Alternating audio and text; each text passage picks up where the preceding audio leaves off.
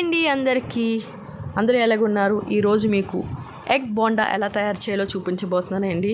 ఒక కప్పు శనగపిండి, కొద్దిగా కారం, కొద్దిగా సాల్టు, కొద్దిగా వాము, కొద్దిగా బేకింగ్ సోడా వేసుకోవాలండి. బేకింగ్ సోడా వేసుకుంటే మనకి బోండా అనేది పొంగుతుందండి. సో తగినంత వాటర్ వేసుకొని ముద్దగా శనగపిండిని కలుపుకోవాలండి. కలిపి పక్కన పెట్టుకున్న తర్వాత ఆల్రెడీ నేను బాయిల్డ్ ఎగ్స్ అవి ఉడకబెట్టి పెట్టుకున్నానండి. దాన్ని సెంటర్ కట్ చేసుకోవాలి. మధ్యగా కట్ చేసుకొని దానిపైన కొద్దిగా ఉప్పు, కొద్దిగా కారం, కొద్దిగా పెప్పరు జల్లుకున్నామంటే కొద్దిగా లోపల ఆ స్టఫ్ అనేది కొద్దిగా స్పైసీనెస్ వస్తుందండి. దానివల్ల ఏంటంటే ఎగ్ బోండా అనేది చాలా టేస్టీగా వస్తుంది. సో అందుకే నేను ఆ విధంగా చదువుకున్నాను.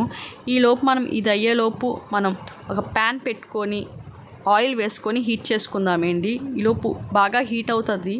సో మనం ఇది రెడీ చేసుకొని శనగపిండిలోని ఇది డిప్ చేసి బజ్జీలాగా వేయాలండి ఆయిల్ హీట్ అవ్వగానే. సో ఆ విధంగా నేను వేసాను.